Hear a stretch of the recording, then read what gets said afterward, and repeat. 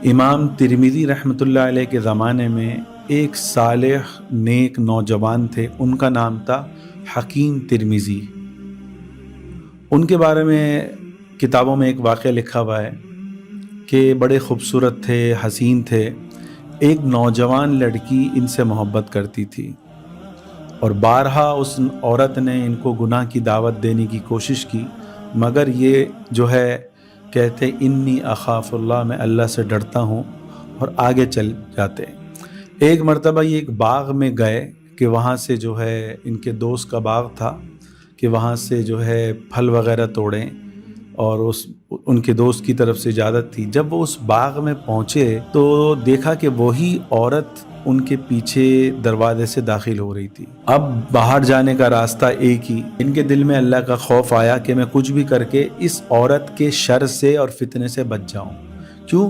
حدیث میں آتا ہے النساء حبائل من الشیطان، کہ عورتیں شیطان کا جال ہے، وہ ان کے ذریعے لوگوں کو شکار کرتا ہے، اغوا کر کے اللہ سے دور کر دیتا ہے۔ تو پھر ان کے ذہن میں قرآن کی یہ آیت آئی الم یعلم بان اللہ یرا۔ اس آیت کا ترجمہ ہمارے حضرت حکیم اختر صاحب رحمۃ اللہ علیہ یوں کیا کرتے تھے اس شعر کی صورت میں، جو کرتا ہے تو چھپ چھپ کے اہل جہاں سے، کوئی دیکھتا ہے تجھے آسماں سے۔ حکیم ترمذی رحمۃ اللہ علیہ اس عورت سے بچنے کے لیے اللہ کے خوف میں، اللہ کی محبت میں، دیکھا کہ بچنے کا کوئی راستہ نہیں، دروازے سے وہ عورت آ رہی ہے، بھاگے بھاگے، اور جو ہے دیوار، باغ کی جو دیوار تھی اس دیوار کو پھلانگ کے نیچے گرے اور پھر جو ہے اپنے گھر کی طرف چل دیے۔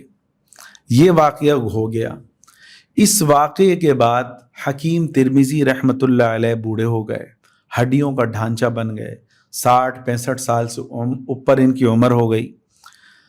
اب ان کے دل میں خیال آیا کہ کاش میں یہ گناہ کر لیتا۔ دیکھو شیطان تو ہم سب کے ساتھ لگا ہوا ہے۔ حدیث میں آتا ہے ایمان کم یا زیادہ ہوتا ہے، جیسا آپ کو ماحول ملے گا ویسا آپ کا ایمان بڑھے گا۔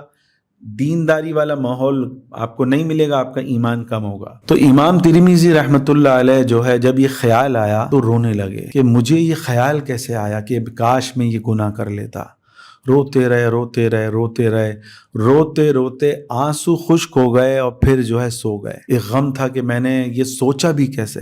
یہ ہوتے ہیں اللہ والے، جب سوئے تو خواب میں ایک اللہ والے کی زیارت ہوئی، کہنے لگے میرے بیٹے تم کیوں رو رہے ہو؟ تو کہا کہ جوانی میں ایسے گناہ سے بچا اور اب مجھے خیال آیا کہ کاش میں یہ گناہ کر لیتا تو کیا میرا ایمان کمزور ہو گیا ہے؟ تو بزرگ کہنے لگے بیٹا تم یہ کیوں نہیں سوچتے کہ جوانی یعنی تم 50 سال پہلے کا زمانہ آپ صلی اللہ علیہ وسلم کے زمانے سے کتنا قریب تھا، اب تم 50 سال آپ صلی اللہ علیہ وسلم کے زمانے سے دور آ چکے ہو، وہ جو برکتیں تھیں، رحمتیں تھیں، وہ کم ہوتی چلی گئیں، اور آخری زمانے میں یہ برکتیں اور کم ہوتی چلی جائیں گی، ایمان لوگوں کا اور کمزور ہوتا چلا جائے گا۔ تو ان کو یہ احساس ہوا